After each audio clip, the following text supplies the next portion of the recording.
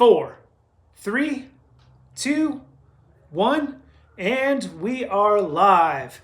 Hey guys, thank you for joining me again for another community build live stream giveaway series. And just a quick reminder, if anyone messages you pretending to be me in the comments saying that you've won something, you haven't. That's a scammer. That's not how we're doing this giveaway. And I've intentionally taken giveaway off of the titles of this build series from here on out for that reason. I don't want anyone to get scammed. So last week we talked a little bit about how we're going to conduct this giveaway. And pretty much the one thing that I know so far is that you need to comment either live or in the replay of these videos that you are present. And don't comment that you're present. Just comment something. Comment your opinion, because I ask questions about what we're going to do. Just comment something, not an obligatory company, not a boring obligatory comment so that I can win the giveaway. Actually contribute. The whole point is this is a community build. We're all working on this together. We are collaborating together. This is your guys' build. And so that's what I want to see is you guys just active in the comments, helping out with this build.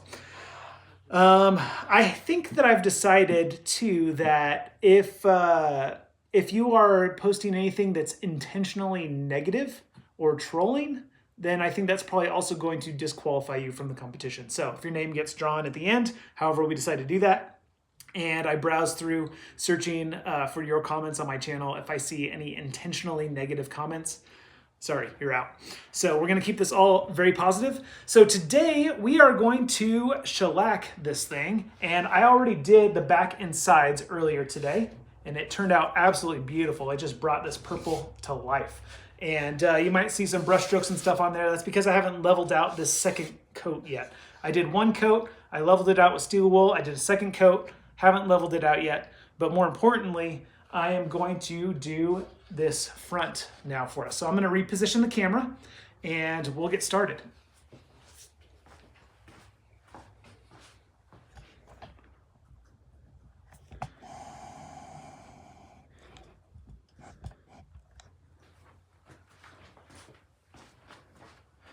All right, now at the request of a lot of people, I worked a little bit more on the burst to kind of feather out the black a little bit. Everyone was telling me in the comments that the black lines were it wasn't very bursty. It was just kind of purple and then it was black. And so I worked a little bit more on it to kind of smooth it out. Had to be very intentional because we do have these glue spots over here that we were trying to hide. And I think those might have bounced back a little bit. Hopefully they will hide again once we put the shellac on. But you'll notice that I did intentionally kind of feather out the black all the way around. And you can even see some of the flaming kind of coming through the black in some spots, which is kind of cool. So hopefully, the reason why I hadn't done that before was because I was nervous about those glue spots showing through. This one's still really well hidden. These look like they might have shown back up again, but we're just going to throw some shellac on there and hope that they disappear again. And again, I mentioned that some people have been negative in the comments lately. Some people just, mentioned that specifically in a very casual and constructive way. And other people were very negative, saying that it was the worst finish in the world, that kind of stuff. So those are the kind of comments that are going to get you disqualified. All right, so we're going to go ahead and get started here. I got my Zinsser Bullseye Shellac, and you're supposed to gently stir this stuff, not shake it, because you want to avoid air bubbles. And I'm just using a piece of a cut up t-shirt to apply it.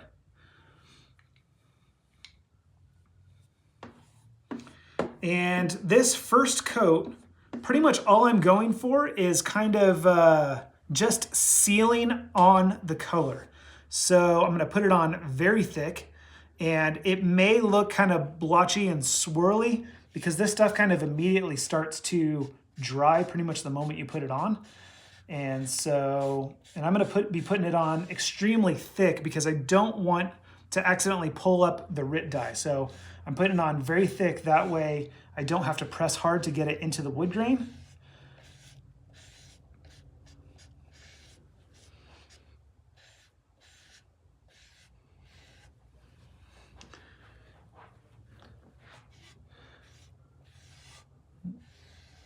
Definitely have a better angle over here. I have the glare of my ring light in my face. So I read through a lot of the comments from last week, and it seems like in general, we talked a little bit about what to do for the pickup styling, and it seems like you guys want to do, you definitely want to do a purple mesh insert. But what we got to decide is if we're going to do black or chrome pickup rings and a black or chrome cover. And so I'm going to be posting a poll on that later. Feel free to post in the comments how you guys feel about that if you want right now. But like I said, we're just going to go ahead and I'm going to throw up a poll. I also want to know, you guys chose this shellac and true oil combination, which is awesome. It's pretty much my favorite finish right now. Not pretty much, it is my favorite finish right now. So I'm really glad you guys chose that. But what we haven't really talked a whole lot about yet is the level of luster that we want to get from this. Do we want it to be glossy? Do we want it to be satin? Do we want it to be eggshell? Do we want it to be matte? And man, I don't know if you guys are seeing what I'm seeing, but it is really bringing this maple to life.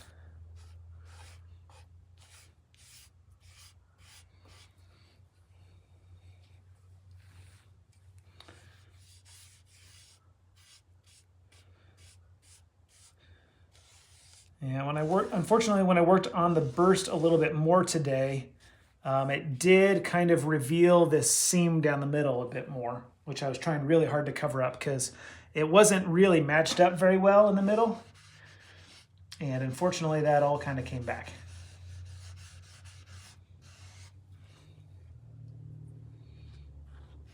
Everyone's saying glossy. Everyone in the comments is saying they want it a full gloss. Nobody wants it matte, satin, eggshell. Glossity, glossity, gloss. Okay. Someone said they'd love to see a French polish finish. French polish. That, I'm sure, would be awesome, but I don't know how to do it. From what I understand, a French polish is a very tedious finish. And it's done using shellac, which is what we're using. So we'd already have a start on it if we went with a French polish finish, but we actually already voted on the shellac and true oil combo. So that's what we're going to be going with. But yeah, I haven't really watched enough videos to really know the full process of a French polish, but from what I understand, it's many, many thin coats of shellac with lots of polishing in between. Go figure. And I guess it's the #1 finish for classical guitars. So it's apparently very good for tone and does a good enough job protecting the wood grain. All right. This stuff is like drying before my eyes, so I'm trying to figure out the spots that I missed versus the spots that I already got, and it's already starting to dry. True oil for the neck or for body finish toughness? Exactly. Yes, I agree. Asking. Oh, they're asking? Oh, true oil. True oil for the neck, question mark, or for body finish toughness? Okay, all right. Didn't realize that was a question. I thought you were affirming my choice to use true oil for the neck and for body toughness. So yes to both. And that's actually what I wanted to talk to you about next. I'm gonna go ahead and show this to the camera. You can see the depth that came in on that flaming as a result, and it really made that purple extra vibrant. So we're gonna go ahead and let this cook for a little bit. I'm gonna set it aside.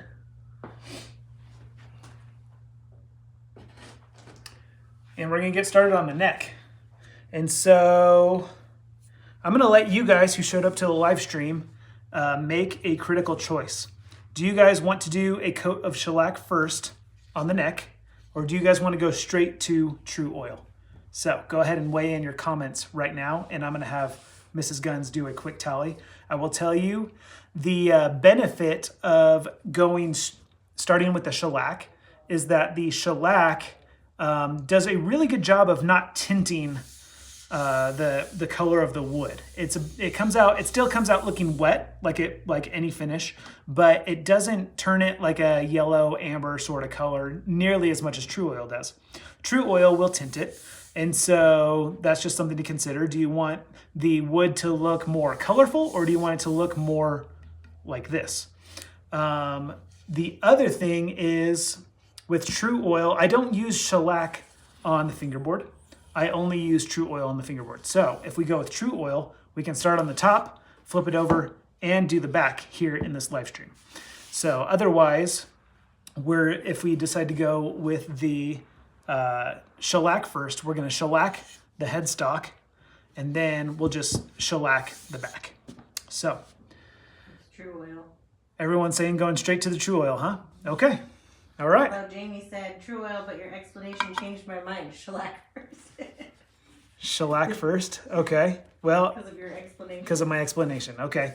Everyone else is saying True Everyone Oil. else is just saying True Oil? Okay. All right. Straight to True Oil it is then. All right. We'll go ahead and seal up this shellac. I won't need it for another hour. And let's get a fresh rag.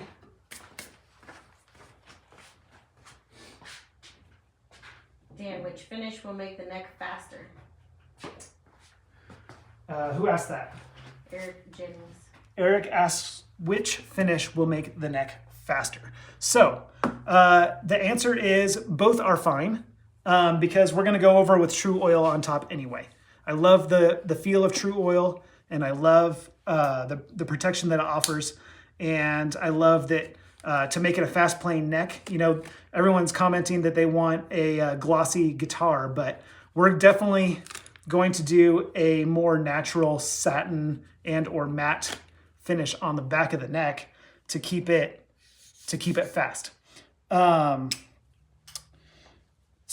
But there is one thing that I did do to make this a very fast playing neck, and that's when I finished sanded everything to 220 grit. Afterwards, on just the neck, I actually went back with 320 grit. So you might notice, we'll see when I put the True Oil on, but you might notice that this is going to probably be a little lighter amber tint than the rest of it. That it's really going to expose kind of where the 220 grit is. So maybe around the heel, you might see that it gets a little darker yellow, and maybe in some of these contours right here where I didn't really get in with the 320, and then maybe up here on the headstock, you're going to see it gets a little bit darker. That's because I did a much finer grit sandpaper right here because we do want it to play really fast. So I'm going to get out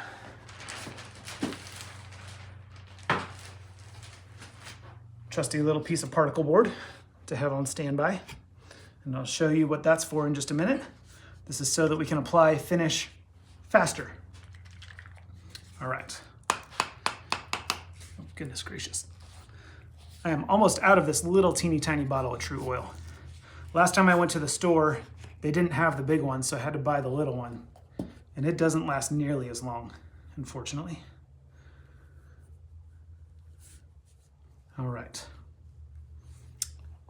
So we are going to, actually, I'm going to need a separate rag here because I forgot that the True Oil is going to pick up a little bit of this dye, and I don't want to take that dye and then rub it over the rest of the neck.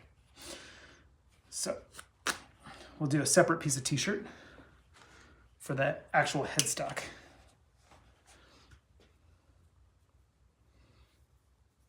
We'll go ahead and do that first.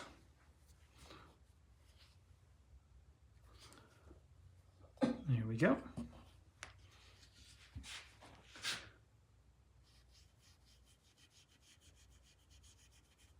We're going to need a lot more oil than that. This wood is thirsty.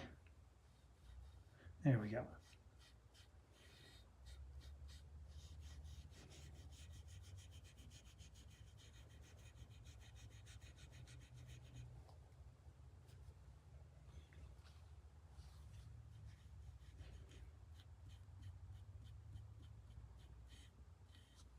Uh-oh. Got a little gunk. Didn't you say you do True Oil the fretboard? Yes. Brian Brown asked if you True Oil the fretboard, but I thought you said that you did. Yes. So who asked that? Brian Brown. Brian Brown asked if I True Oil the fretboard. Yes, I do. Some people say not to, but I say 2. The reason is because some people just say use like lemon oil. You definitely want something that's going to protect it, because obviously you got your fingers and your oils from your hands dancing across that fingerboard all the time. When I use True Oil, I used to use Formby's tongue oil. When I use True Oil or tongue oil or a finish like that, the fretboards clean so much easier when you change your strings and you go to, scrub off the gunk with a Scotch pad or something. It just cleans so much easier if you've sealed it with something. So, and then I'm going to use the same one. I'm just going to fold it Did you spill differently. a bottle of that one time? I did spill a bottle of this one Because time. Solgood said to put the lid on. Well, Solgood, you put the lid on your True Oil, all right?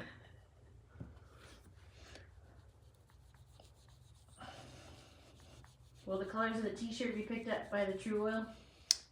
The colors in the t-shirt will not be picked up by the True Oil, no.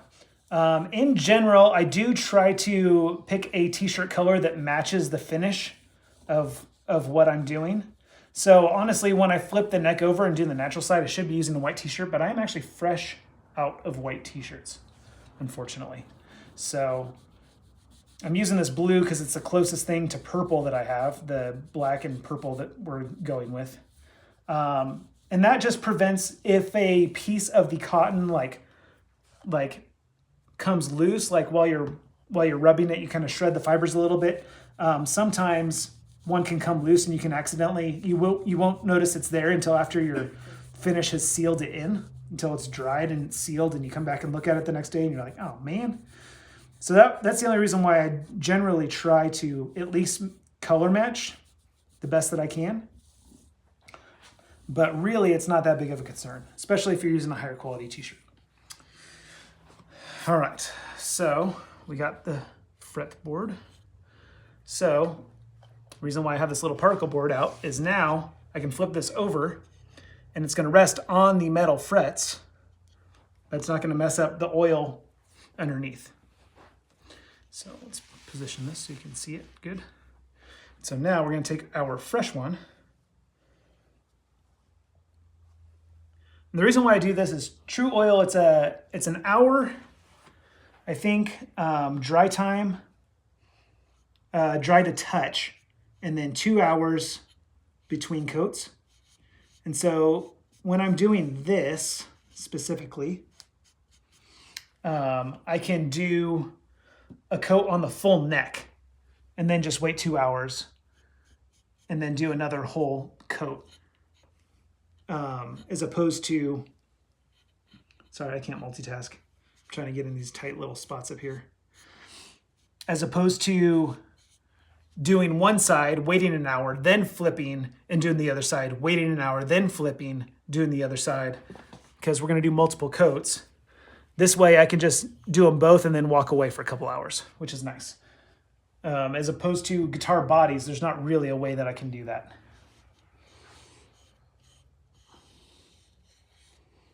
Do you have to remove the True Oil from the frets? So the True Oil really doesn't stick to the frets at all. And even if it did, it comes off really easy when we are buffing with steel wool between coats. So that's another thing that we're going to do, is we're going to buff with steel wool once this, has had at least 2 hours to dry. It's actually going to be a little bit longer because it's a pretty cold day today. And so I probably will just let this sit overnight and then we'll finish it. I'll buff it out tomorrow. You need to sand the neck. Question mark. Didn't you say you sanded it? Yes, I already sanded the neck. Yeah. That person might not have been here for that. Okay. How many coats do you do on the neck? Probably we'll do 2 or 3 coats. No. 3 or 4 coats, because we didn't do the shellac. If I was doing a base layer of shellac, I would do 1 or 2 coats of shellac, and then I would do 2 or 3 coats of True Oil. But because we didn't do that, we skipped it. We're probably going to do 3 to 4 coats of the True Oil.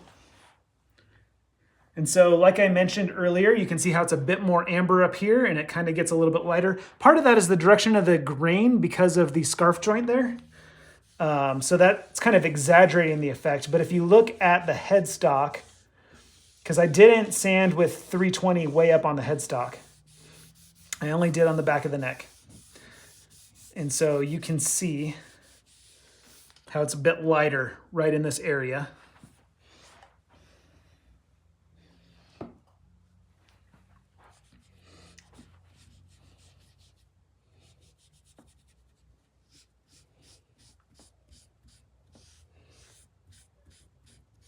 And again, it's going to get darker up here because I kind of didn't really bother doing the 320 all the way up.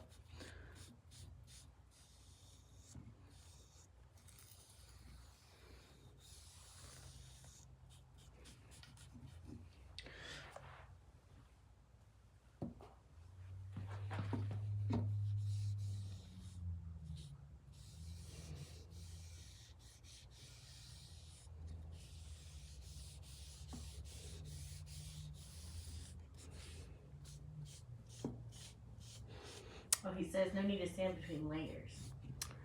Oh, so no need to sand between layers. Yeah. So the directions. So with True Oil, no. True Oil, it just says you want to buff between coats. With the shellac, I believe you can use like a really fine 220 or 320 grit sandpaper between if you want. And maybe I might do that with the body because we have decided, I guess, well, I'm gonna put up a poll still, but it seems like most people want it to be a glossy body. And so to really level out that shellac before we put the True Oil on and start building up that shine, I probably will actually sand it back a bit just to really level it out. And then we'll start building up the coats of True Oil, and I'm not really looking forward, honestly, to doing a super glossy finish because from what I've seen, it takes about 20 or 30 or 40 coats of True Oil to get a really good mirror polished shine. But if that's what you guys want, this is your build, not mine. So there you have it, folks. I think I don't have anything else that I wanted to get done in this live stream. I just wanted to show you guys that we're putting on some shellac and some True Oil. So I think we're good to go. Thank you for joining me. Be watching my community tab for the polls so we can vote. And then next week, I might still be working on the finish if it's glossy. If not, then we'll be gluing it up next week, which is very exciting. William just sent you a super chat. So thanks again for the videos. Love the work. Who sent that? William Hall sent you a super chat. Oh, William Hall. Thanks for the super chat. Wow, I almost really messed that up. Thank you so much for the super chat. And yes, of course, we'll keep this video stream going as long as you guys are interested. And this is a fun thing to do with the community. So yeah, thanks for that super chat. Appreciate it. All right, guys, have a good week. I'll see you next Monday.